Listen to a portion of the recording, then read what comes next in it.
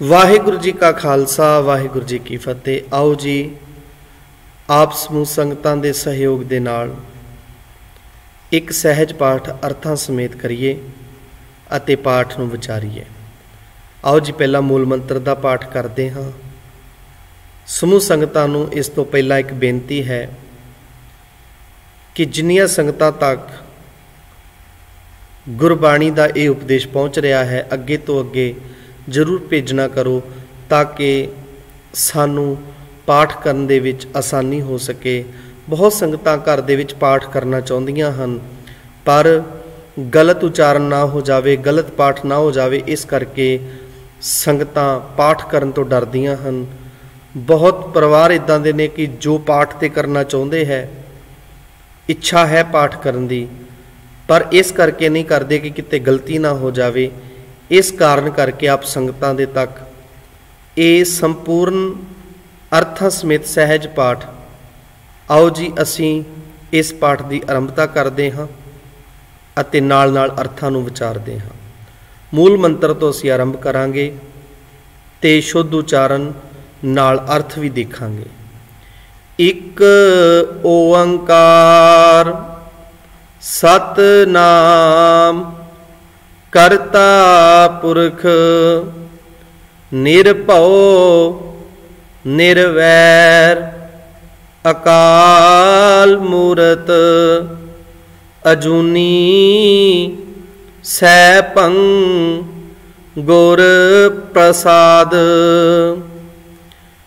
सब तो पहला साडे सामने है एक परमात्मा एक है।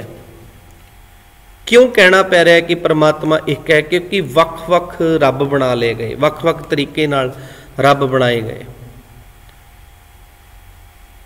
इस मनुख ने वख वख रब बनाए, वख वख तरीके दे रब मन्ने, जिस करके गुरु साहिब जी ने एक ओंकार परमात्मा एक है, वख वख नहीं। इस दी उदाहरण सानू गुरु ग्रंथ साहिब जी चों भी मिलती है। जिस तरह के एक संसारी, एक भंडारी, एक लाए दीवान, जिव तिस भावै तिवै चलावै, जिव होवै फुरमान। दद्दा दाता एक है सबको देवनहार। इस कारण करके जिन्ने भी धार्मिक ग्रंथ असीं वेखदे हाँ, किसी भी ग्रंथ की आरंभता एके तो नहीं हो रही। केवल गुरु ग्रंथ साहिब जी की जो आरंभता है वो एके तो हो रही है, एक दी गल कीती जा रही है। गुरबाणी दे विचों होर भी अनेका प्रमाण सानू मिलते ने। एको है पाई एको है, साहिब मेरा एको है, दद्दा दाता एक है सबको देवनहार। इस तरीके नाल सानू गुरु ग्रंथ साहिब जी दे विचों अंदरों एक दे बहुत प्रमाण मिलणगे। ते हुण असीं एक ओंकार दा उचारण किवें करना है ते की मतलब ने एक ओंकार दे, असीं अज विचारदे हाँ। एक ओंकार उचारण वेले इस दे तीन हिस्से किए जाते हैं। संगत जी जदों असीं एक ओंकार दा उचारण करना है, इस नूं तीन हिस्सियां विच वंडना है। किवें? एक सब तो पहले हिस्से विच आएगा एक, फिर आएगा ओं अते फिर आएगा कार। इसका पाठ इस तरह करना है असीं। एक ओंकार आप जी देख सकते हो, इत्थे लिखिया भी होया है। एक ओंकार इस रूप विच असीं इस शब्द का पाठ करांगे। तीन हिस्से वक्खो वखरे उचारियां इस तरीके नाल बनदे हन। आप जी इत्थे देख सकते हो। एक ओंकार जिहड़ा ये शब्द है वो इस संस्कृत भाषा का शब्द है। तो मैं इत्थे इसकी होर अगे जानकारी देने तो पहला एक आप जी नाल सांझ पावां। ओम शब्द आप जी ने बहुत बार सुनिया होगा। सनातन मत का एक शब्द है ओम, जिसका बहुत बार उचारण भी किया जाता है, पाठ भी किया जाता है। जदों असी ओम के बारे थोड़ी जी जानकारी लईए ਊੜੇ ਅੱਖਰ ਦਾ ਅਰਥ ਹੈ ਪੈਦਾ ਕਰਨ ਵਾਲਾ, ਐੜੇ ਅੱਖਰ ਦਾ ਅਰਥ ਹੈ ਆਹਾਰ ਦੇਣ ਵਾਲਾ, ਤੇ ਜਿਹੜਾ ਮ ਅੱਖਰ ਹੈ, ਮ ਅੱਖਰ ਦਾ ਅਰਥ ਹੈ ਮੌਤ ਦੇਣ ਵਾਲਾ, ਭਾਵ ਕਿ ਵੱਖ-ਵੱਖ ਨੇ। ਜਨਮ ਦੇਣ ਵਾਲਾ ਹੋਰ ਹੈ, ਮੌਤ ਦੇਣ ਵਾਲਾ ਹੋਰ ਹੈ, ਰਿਜ਼ਕ ਦੇਣ ਵਾਲਾ ਹੋਰ ਹੈ। ਗੁਰੂ ਸਾਹਿਬ ਜੀ ਨੇ ਹੁਣ ਕੀ ਕੀਤਾ, ਏਕਾ ਲਗਾ ਦਿੱਤਾ ਸਾਹਮਣੇ, ਜਿਸ ਦਾ ਮਤਲਬ ਇਹ ਹੈ ਰਿਜ਼ਕ ਦੇਣ ਵਾਲਾ ਹੋਰ ਨਹੀਂ। ਅਸੀਂ ਜਿੱਥੇ ਸਤਿਗੁਰੂ ਜੀ ਨੇ ਏਕਾ ਲਗਾਇਆ, ਇੱਥੇ ਅਰਥ ਹੀ ਬਦਲ ਗਏ। ਕਿਵੇਂ ਬਦਲੇ? ਰਿਜ਼ਕ ਦੇਣ ਵਾਲਾ ਹੋਰ ਨਹੀਂ, ਮੌਤ ਦੇਣ ਵਾਲਾ ਹੋਰ ਨਹੀਂ, ਜਨਮ ਦੇਣ ਵਾਲਾ ਹੋਰ ਨਹੀਂ, ਸਾਰਾ ਕੁਝ ਕਰਨ ਵਾਲਾ ਇੱਕ ਪਰਮਾਤਮਾ ਹੈ। ਇਸ ਕਰਕੇ ਏਕਾ ਲਗਾਇਆ ਗਿਆ। ਰਿਜ਼ਕ ਦੇਣ ਵਾਲਾ ਵੀ ਪਰਮਾਤਮਾ ਹੈ, ਮੌਤ ਦੇਣ ਵਾਲਾ ਵੀ ਪਰਮਾਤਮਾ ਹੈ, ਜਨਮ ਦੇਣ ਵਾਲਾ ਵੀ ਪਰਮਾਤਮਾ ਹੈ। ਤੇ ਹੁਣ ਅਸੀਂ ਓਮ ਸ਼ਬਦ ਕਿੱਥੇ ਕਿੱਥੇ ਕਿਵੇਂ ਕਿਵੇਂ ਵਰਤਿਆ ਗਿਆ, ਇਹਦਾ ਥੋੜੀ ਜਿਹੀ ਜਾਣਕਾਰੀ, ਕਿਉਂਕਿ ਗੁਰੂ ਗ੍ਰੰਥ ਸਾਹਿਬ ਵਿੱਚ ਜਿਹੜੇ ਸ਼ਬਦ ਵਰਤੇ ਗਏ ਹਨ ਉਹ ਵੱਖ-ਵੱਖ ਭਾਸ਼ਾਵਾਂ ਵਿੱਚੋਂ ਹੀ ਲਏ ਗਏ ਹਨ। ਸ਼ਬਦ ਭਾਸ਼ਾਵਾਂ ਦੇ ਨੇ, ਲੇਕਿਨ ਗੁਰੂ ਸਾਹਿਬ ਜੀ ਨੇ ਉਹਨਾਂ ਸ਼ਬਦਾਂ ਨੂੰ ਨਵੇਂ ਰੂਪ ਵਿੱਚ, ਨਵੇਂ ਵਿਚਾਰਾਂ ਵਿੱਚ, ਨਵੇਂ ਅਰਥਾਂ ਵਿੱਚ ਸਾਡੇ ਸਾਹਮਣੇ ਰੱਖਿਆ, ਮਤਲਬ ਹੀ ਬਦਲ ਦਿੱਤਾ ਉਹਨਾਂ ਗੱਲਾਂ ਦਾ। ਜਿਵੇਂ ਇਸਲਾਮ ਧਰਮ ਵਿੱਚ ਰਾਗ ਨੂੰ ਹਰਾਮ ਸਮਝਿਆ ਜਾਂਦਾ ਹੈ। ਹੁਣ ਦੇਖੋ, ਰਾਗ ਗਾਉਣ ਦੀ ਇਸਲਾਮ ਧਰਮ ਵਿੱਚ ਮਨਾਹੀ ਸੀ, ਜਿਸ ਕਾਰਨ ਕਰਕੇ ਗੁਰੂ ਨਾਨਕ ਸਾਹਿਬ ਜੀ ਜਦੋਂ ਬਗਦਾਦ ਜਾਂਦੇ ਹਨ ਤੇ ਤਲੰਗ ਰਾਗ ਦੇ ਵਿੱਚ ਉੱਥੇ ਸ਼ਬਦ ਉਚਾਰਨ ਕੀਤਾ ਜੋ 721 ਅੰਗ ਸਾਹਿਬ ਤੇ ਦਰਜ ਹੈ। ਯਕ ਅਰਜ਼ ਗੁਫਤੰਗ ਪੇਸ਼ ਤੋ ਦਰਗੋਸ਼ ਕੁਨ ਕਰਤਾਰ ਹੱਕਾ ਕਬੀਰ ਕਰੀਮ ਤੂੰ ਬੇਐਬ ਪਰਵਦਗਾਰ। ਤਲੰਗ ਰਾਗ ਗਾਇਆ ਸਤਿਗੁਰੂ ਜੀ ਨੇ। ਮਰਦਾਨੇ ਨੂੰ ਕਿਹਾ ਰਬਾਬ ਆਪਣੀ ਸ਼ੁਰੂ ਕਰੋ, ਰਬਾਬ ਵਜਾਉਣਾ ਕਰੋ, ਅਸੀਂ ਇੱਥੇ ਰਾਗ ਨੂੰ ਗਾਵਾਂਗੇ। ਤੇ ਮਰਦਾਨਾ ਜੀ ਨੇ ਵੀ ਬੇਨਤੀ ਕੀਤੀ ਕਿ ਇੱਥੇ ਤੇ ਰਾਗ ਦੀ ਮਨਾਹੀ ਹੈ, ਤੇ ਜਿਹੜਾ ਵੀ ਉਸ ਇਲਾਕੇ ਵਿੱਚ ਬਗਦਾਦ ਦੀ ਧਰਤੀ ਤੇ ਰਾਗ ਗਾਉਂਦਾ ਸੀ, ਸਜ਼ਾ ਇਹ ਦਿੱਤੀ ਜਾਂਦੀ ਸੀ ਕਿ ਪੱਥਰ ਮਾਰ ਮਾਰ ਕੇ ਮਾਰ ਦਿਓ, ਜਿਸ ਨੂੰ ਕਿਹਾ ਜਾਂਦਾ ਸੀ ਸੰਗਸਾਰ ਕਰਨਾ।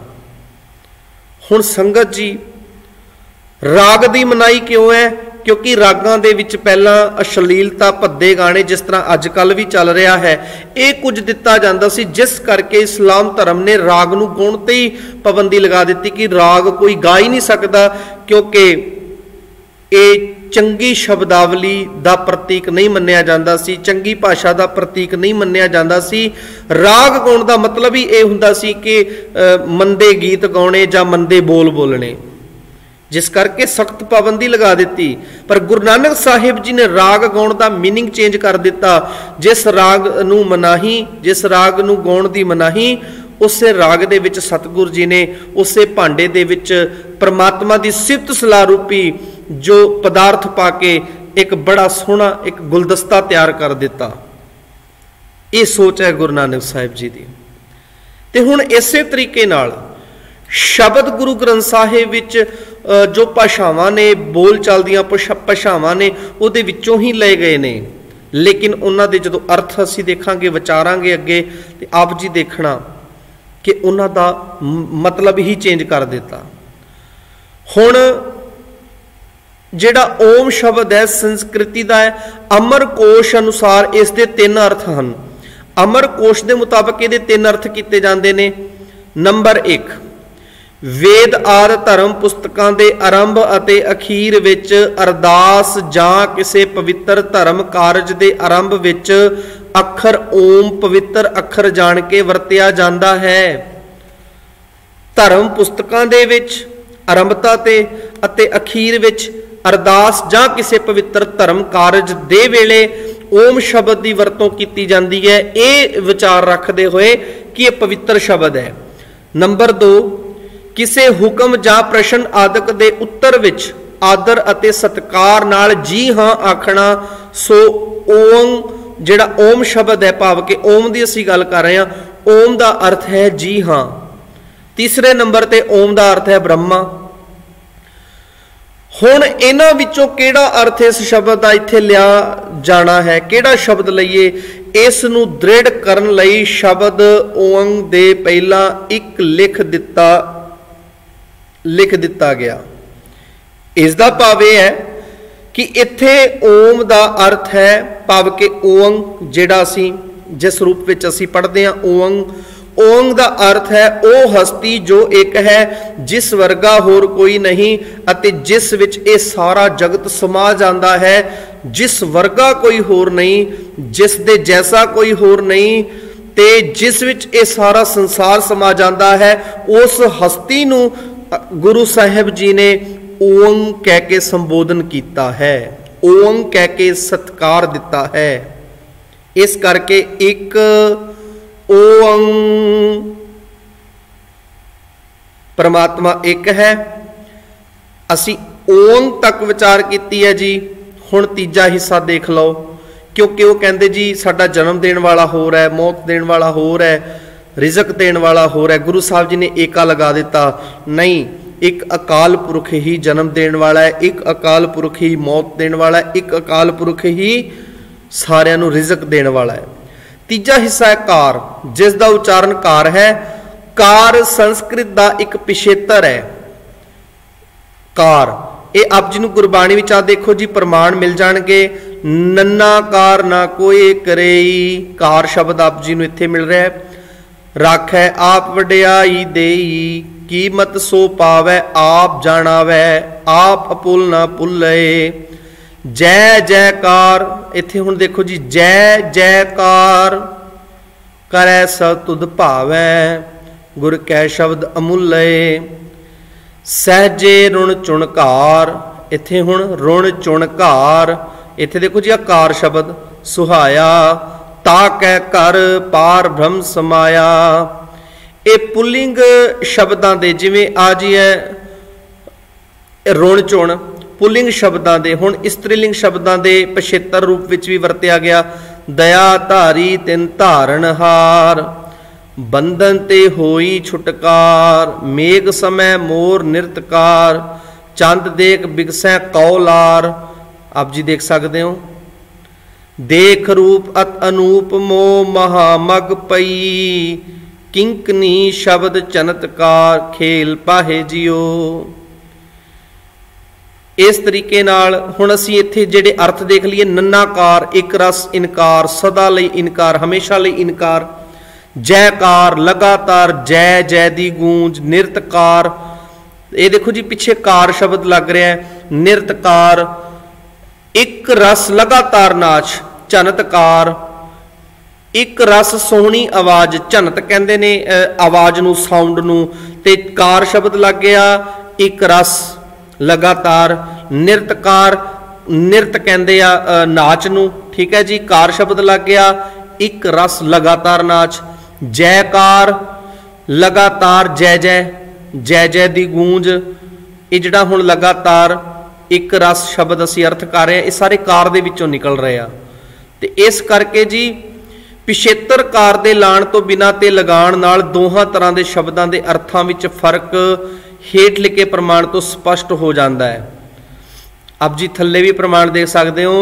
घर मैं कर दिखाए दे, सो सतगुर पुरख सुजान। पंच शब्द तुन घार तुन, तह बाजै शब्द निशान। धुन का अर्थ है आवाज, धुन घार लगातार। इत्थे हुण देखो जी धुन शब्द का अर्थ आवाज हो गया, साउंड हो गया। धुन घार लगातार नाद, ओ नाद या ओ साउंड जिहड़ी कदी बंद ही ना होवे, जिहड़ी कदी खत्म ही ना होवे, जिहड़ी कदी घटे ही ना। जदों भी किसी भी शब्द दे पिछे कार शब्द लग जावे ते ओ उस नूं इस तरह अर्थ जिहड़ा है बदल दिंदा है, भाव कि लगातार होण वाला। इसे तरह मन भूलो सिर आवे पार, मन मानै हर एकंकार। आप जी देख सकते हो इस पंक्ति विच आ गया जी साडे सामने। मन मानै हर एकंकार, एकंकार एक ओंकार, ओ एक ओंग जो एक रस है। आप जी देख सकते हो ये गौड़ी महला पहला दे विचों साडे सामने प्रमाण है एकंकार दा। एक ओंकार इहदे विचों अर्थ ओह एक ओंग दा अर्थ जो एक रस है, जो हर थां व्यापक है। सो इसे कारण करके ही असी एक ओंकार दा उच्चारण जिहड़ा है ਇੱਕ ਦਾ अर्थ एक ओंकार ਅਤੇ ਇਸ ਦਾ अर्थ है एक अकाल पुरख जो एक रस व्यापक है।